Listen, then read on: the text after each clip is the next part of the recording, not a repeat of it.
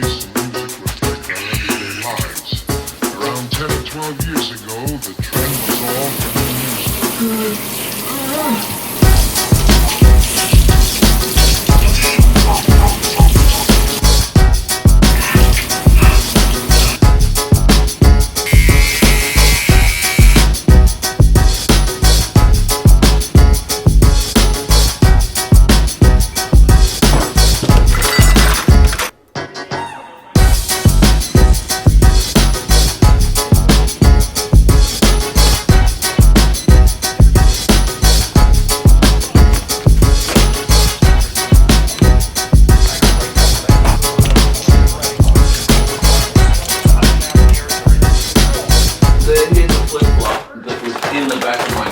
And I don't know what the other one is.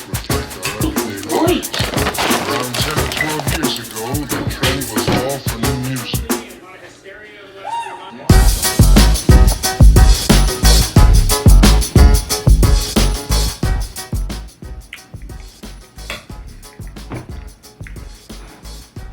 I forgot to do the intro. Jesus, I'm so fucking hungry right now.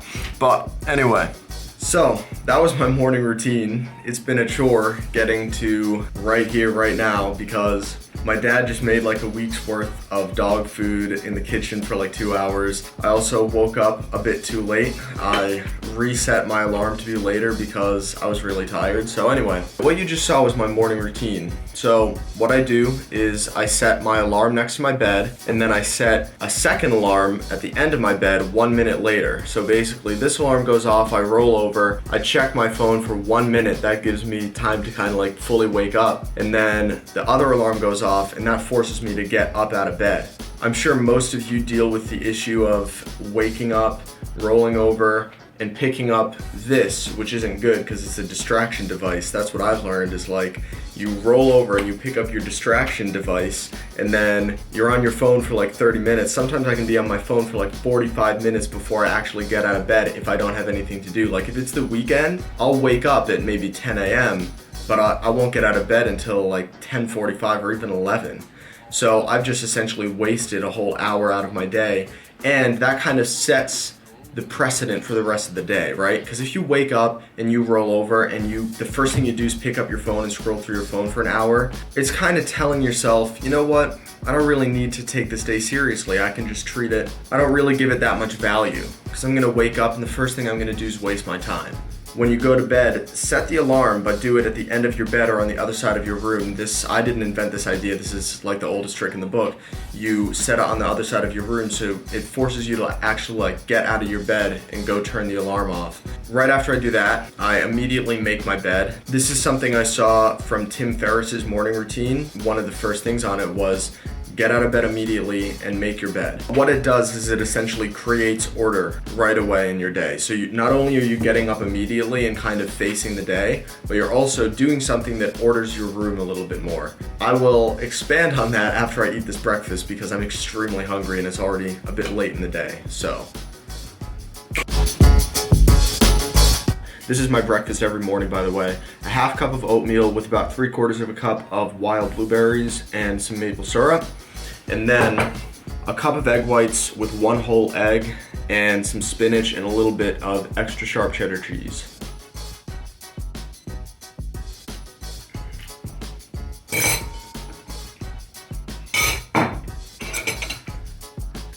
I actually finished a meal. So the next step in my morning routine is journaling for 10 to 20 minutes. Now, normally I like to journal before breakfast just so I can, get my thoughts onto paper and kind of form a plan for the day as soon as I wake up. But today, obviously, I was very hungry and I was filming this video. So basically what I do is I just write down, all my background stressors and anxieties and things that I'm worried about and maybe things that I'm happy about that, I'm proud of. And after I do that for 5 to 10 minutes, I just write a quick list of the top 3 things that I want to accomplish that day. They don't have to be huge things or anything. They can just be something, like I'll work on my website for 2 hours and, film this video, for example. That could be like another goal. And then, I basically just do that and give myself a time frame and those 3 main goals. And just by writing things down on paper, you force yourself to do them, because if you're just thinking about things you have to do, you don't end up getting them done. But if you actually write them down and say, I'm going to do this at this time, you actually end up doing it. It is 5 something p.m., 5:52. Apparently, it's extremely dark out because I live in the Northeast, which sucks. But this is gonna be my meal, hardly. This is just a protein shake. I'm gonna have this protein shake and I'm gonna have some carb source. Then I'm gonna go to Walmart, get a mic, which I said in the last video, but I'm actually gonna get a mic this time so my audio doesn't sound like shit. And what else do I have to do? Hi. Then I'm probably gonna come back, take my pre-workout, go to the gym. I'll show you that workout.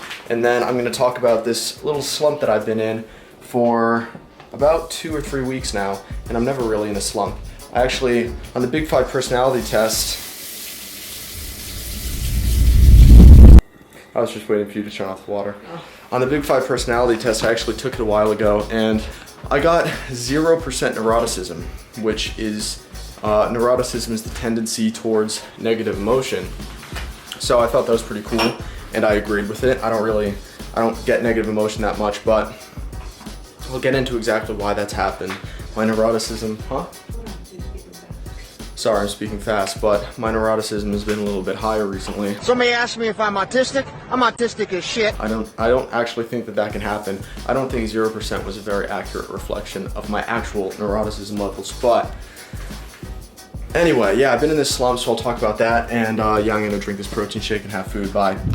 Alright, so the only microphone I could find was this thing. The only problem is it has this big ass puffy windshield on the back. So anyway, I don't know if it's actually gonna fit. It's gonna since this is such a small camera, it's gonna be getting in the way of it. So I'm gonna put you down for a second. Right now, you might be able to hear me.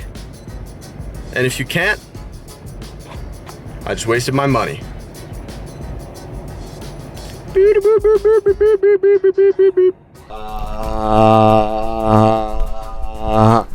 Okay, so we have encountered some technical difficulties with getting the microphone to work because this is a little point and shoot small camera, so it doesn't actually have the little thing that the microphone attaches to.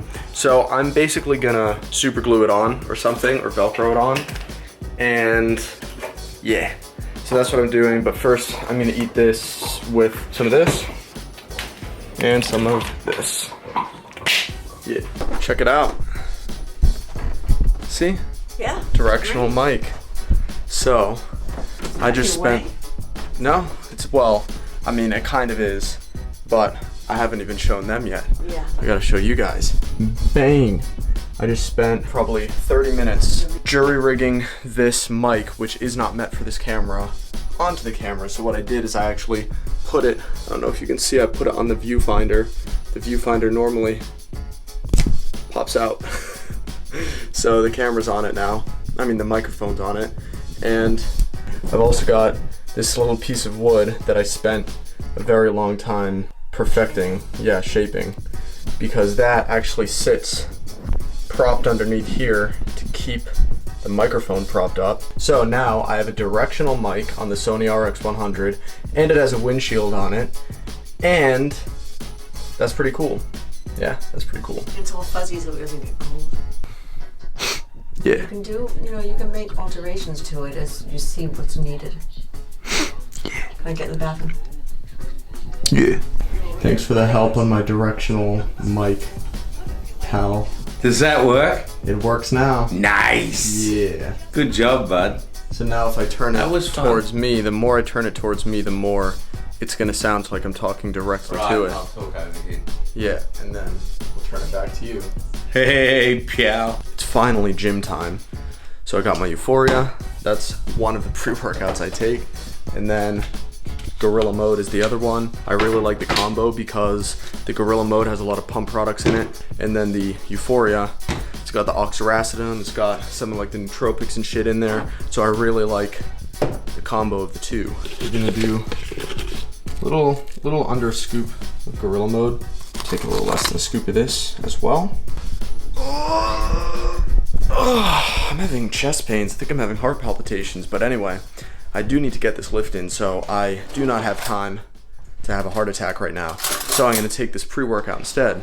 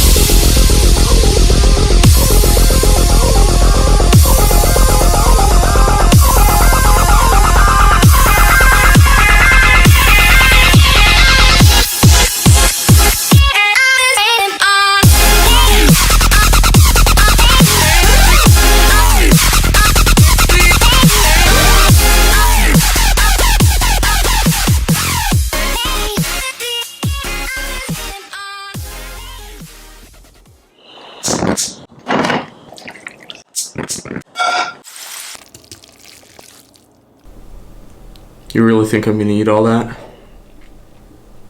No. That's it. That's my day in the life, yeah.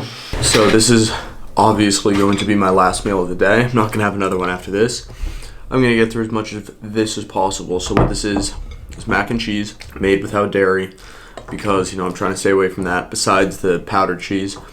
Then some beef, first red meat I've had in a while, and this monster mash I made last night, which is like black beans, turkey, rice, spinach, some other shit. So I just kind of stirred it in. And yeah, that's basically gonna be my last meal. It's a shit ton of food, and I'm hoping that I can get through like 2/3 of it.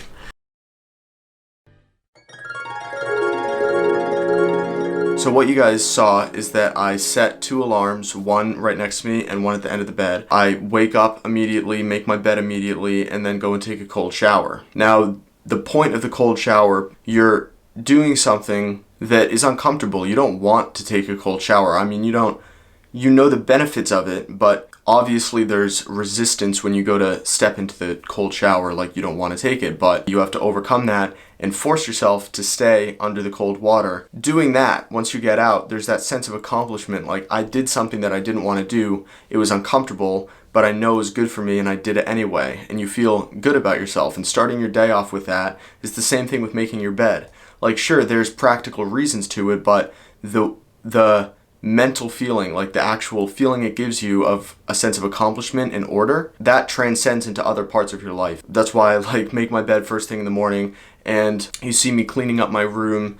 That's another thing I wanted to get into, is I've been in this slump for about 3 weeks now. It's been 2 or 3 weeks, and I'm not a slump kind of person. I mean, I have creative droughts here and there for sure, but I don't get into slumps, like depressive bouts. So this was a first for me. This was like the first time I've had to deal with anything like that, and I don't really have the mechanisms, or I did not have the mechanisms to deal with it because I've never dealt with it before. So I kind of was like, what the hell's going on? Like, is something out of whack in my body? Am I like sick or something? What's the reason that I'm feeling like this?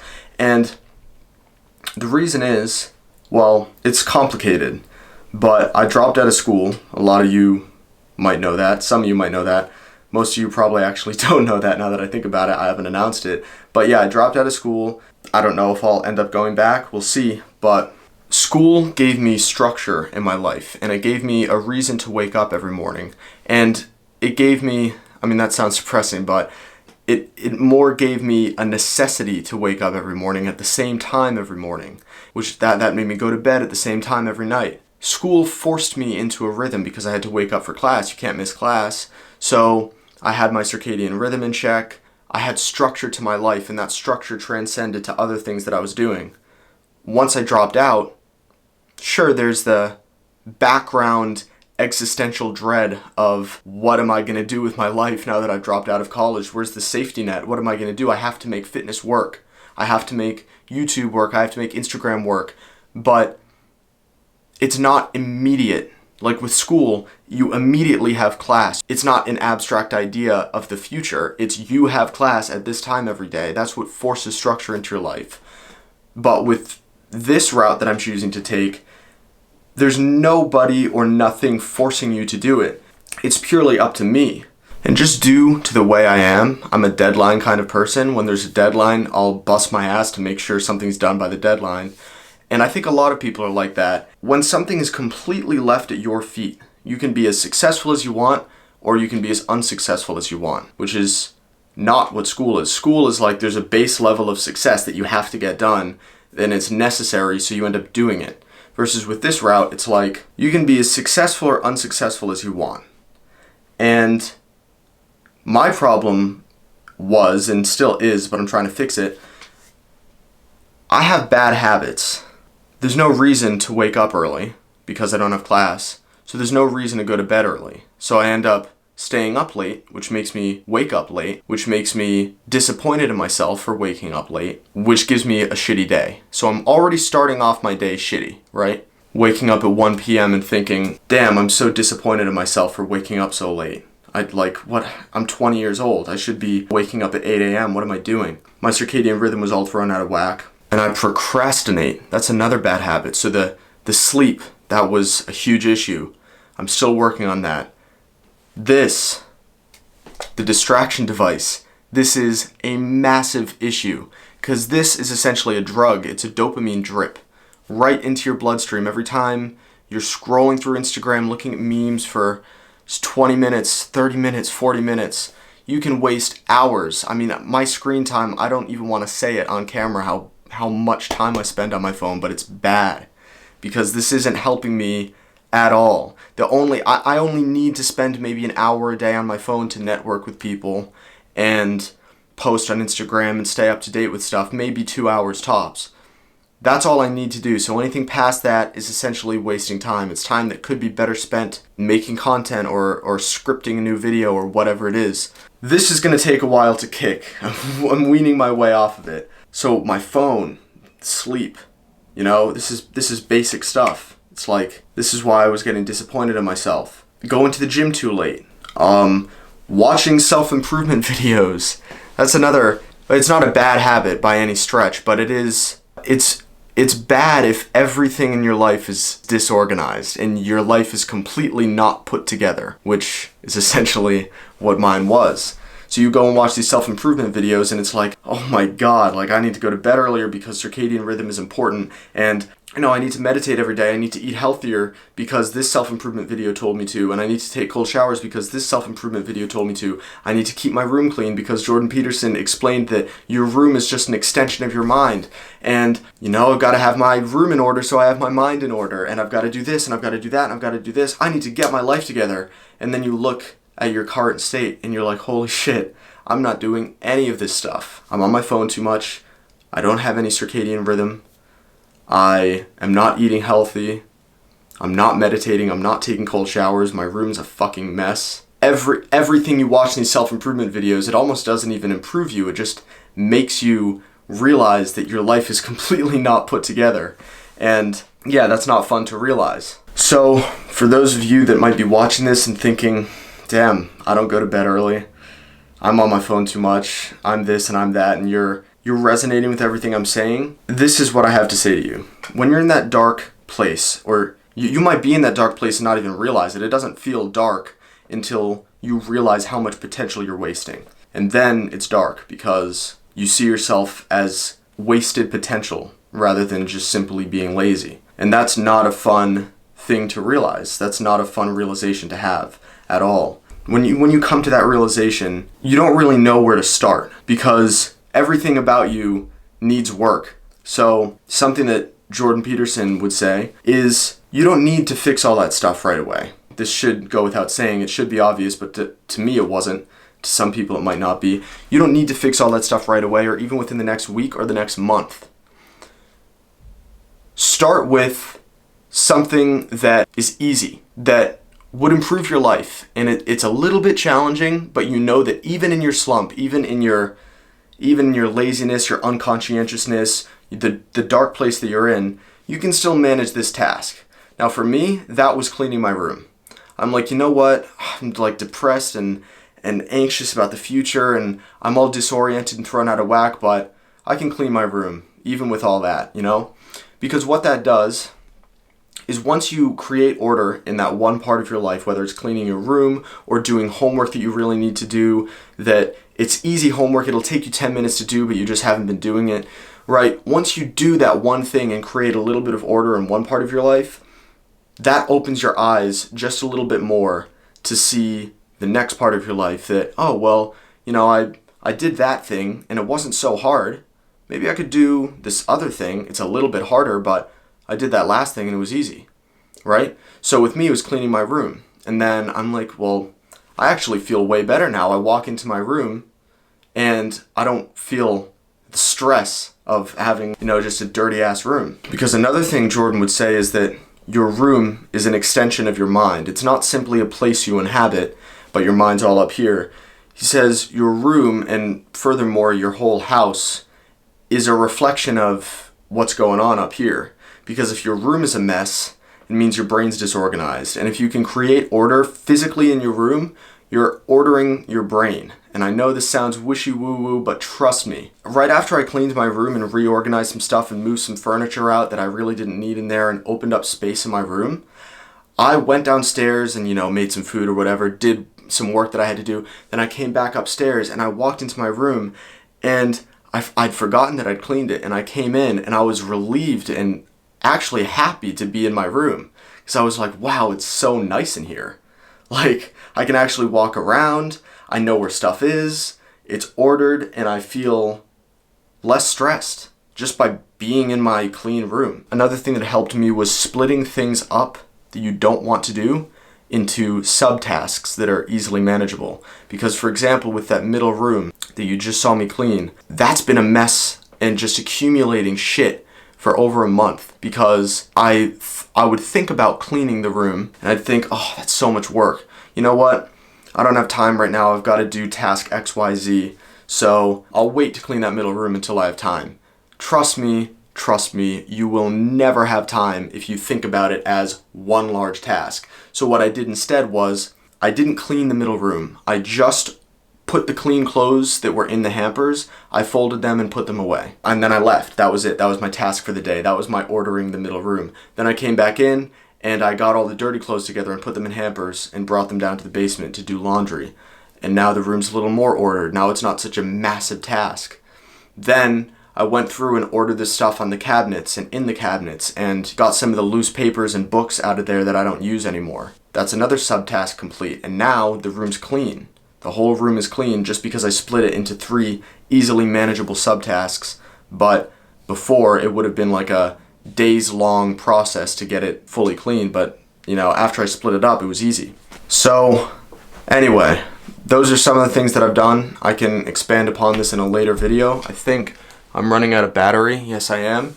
But this is essentially what I've been doing to get out of my slump. I'm by no means fixed yet. Like, I feel mentally better, but you know, I have a list of goals taped to my bedroom wall of things that I want to do, things that I want to start instituting, such as the meditation every day, which you saw, making sure I take my cold showers. So I'm by no means fixed, but I'm getting there, and yeah, I'm slowly rising out of this slump, and I'm feeling much better with every passing day. So that's where I've been.